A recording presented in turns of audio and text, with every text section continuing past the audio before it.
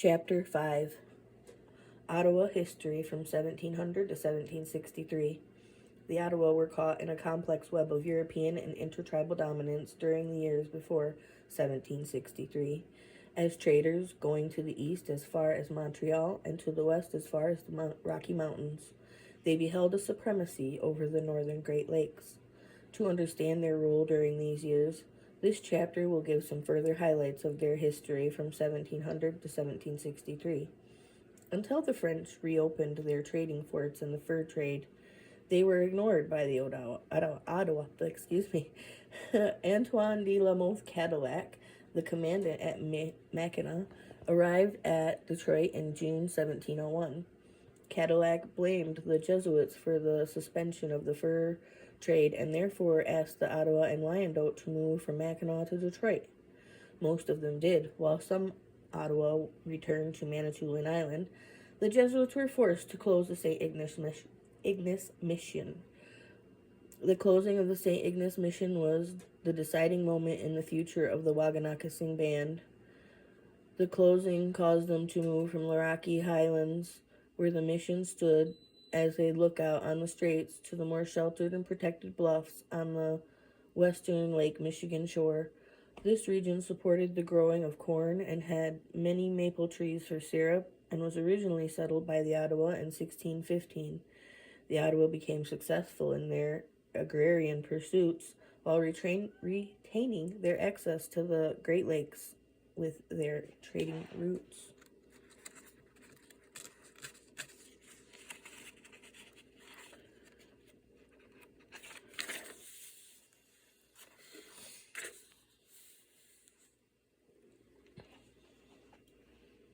Other tribes were on the move at this time.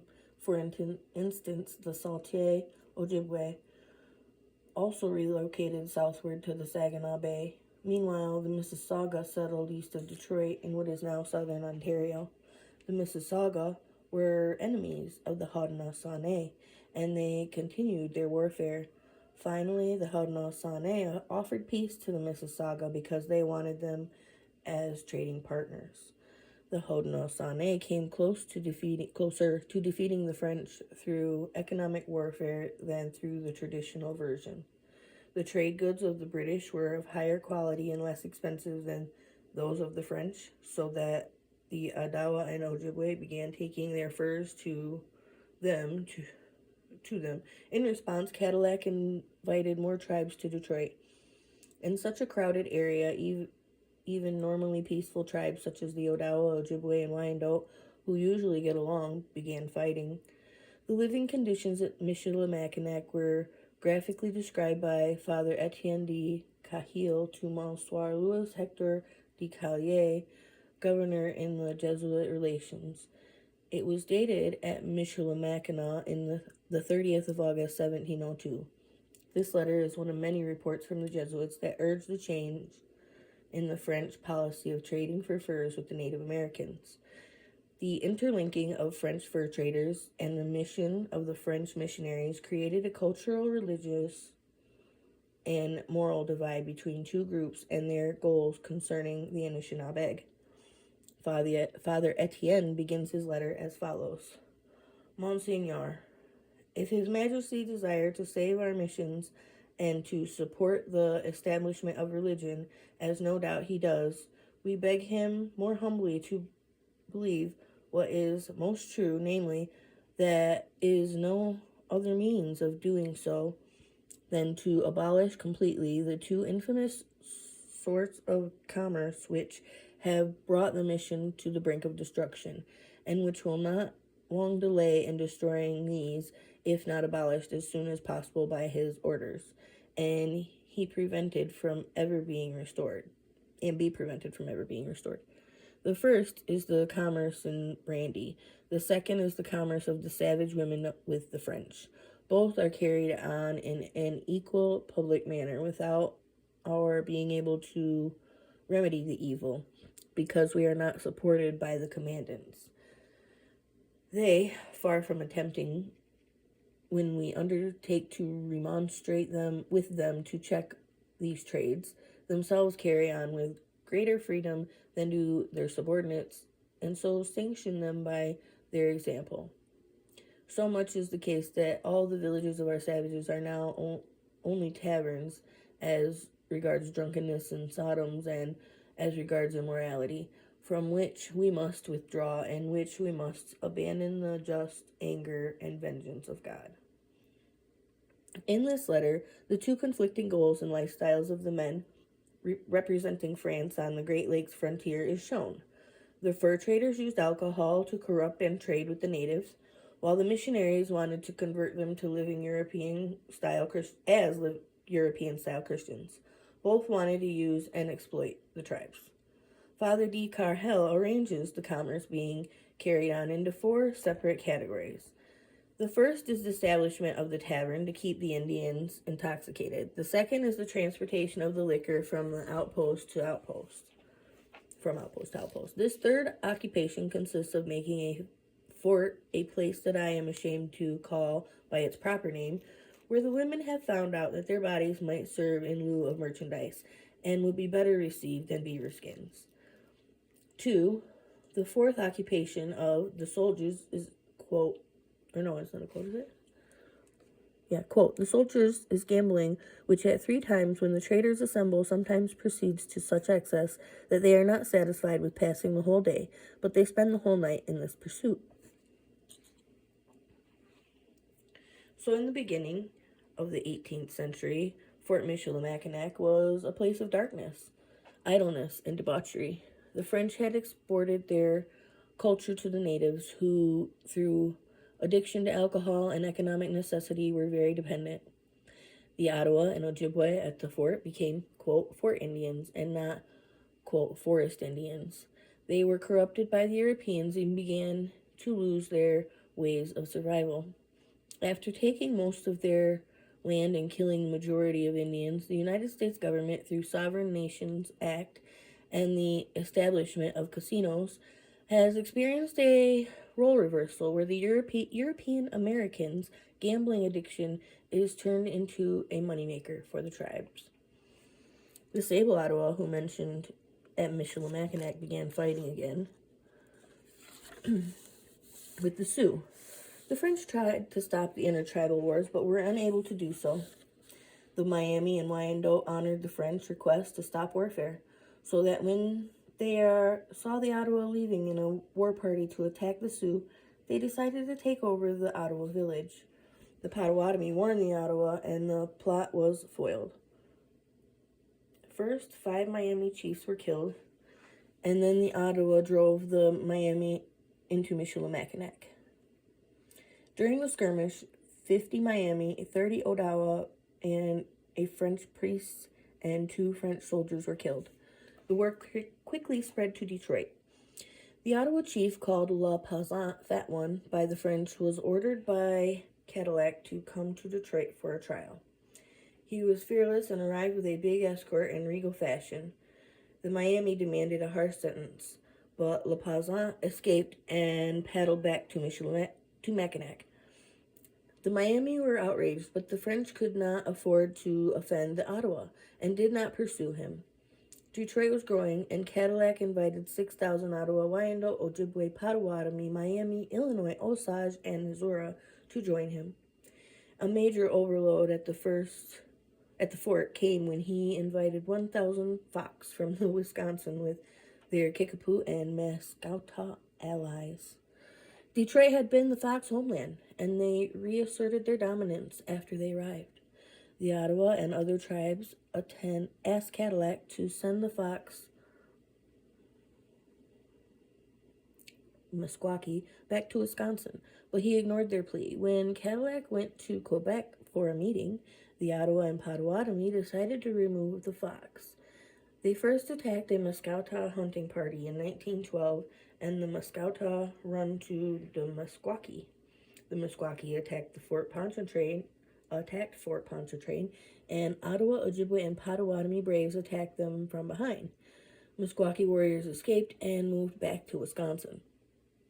The Fox Wars of 1712 to 16 and 1728 to 37 played into Haudenosaunee and British hands.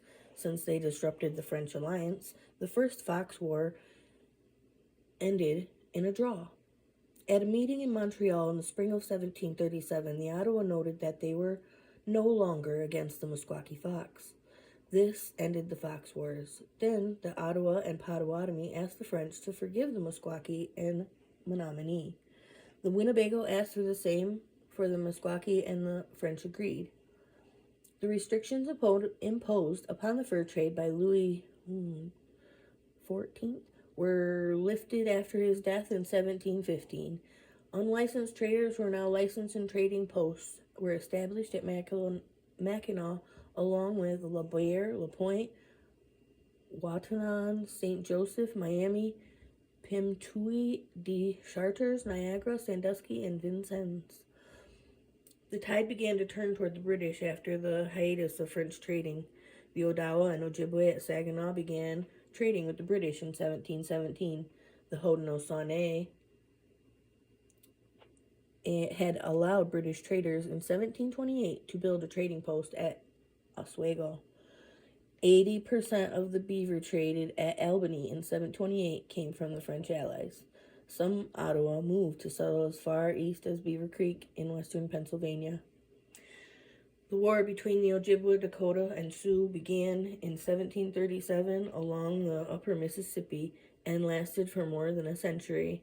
For the French, this war ended most of their trade with the Dakota, but the Ojibwe took over northern Minnesota and supplied them with enough pelts. Meanwhile, the Odawa went through a cultural dissimilation by the separation of their tribe in different locations. The different bands of Ottawa at Mackinac, Detroit, and Manitoulin Island had different life experiences and grew in different directions. The Odawa at Detroit became the dominant tribe at that location and became the most loyal to the French. They raided the pro-British Cherokee and Chickasaw to the south, led by Chief Orantoni. The Detroit Wyandotte helped the Cherokee ambush a Detroit war party, which turned all of Detroit tribes against him. He left Detroit, settled in Sandusky, and began trading with the British. The Waganakasing Ottawa became closer to the Ojibwe than their Ottawa blood relations at Detroit. So the Waganakasing Ottawa became closer to the Ojibwe than their Ottawa blood relations at Detroit. Meanwhile, King George's War, 1744 to 1748, took the same course as did Queen Anne's War, with the most of the fighting in eastern Canada and New England. The only event which impacted the Great Lakes was the British capture of Louisbourg at 1745, with a blockade that closed the fur trade of the French in the Great Lakes, and was Sir Geoffrey Amherst's first military success. The French were undermined, and the British were on the verge of taking over the Ohio Valley without warfare. The Detroit tribes went east with the Ojibwe and other French allies to help the French defend against British attack, which never came.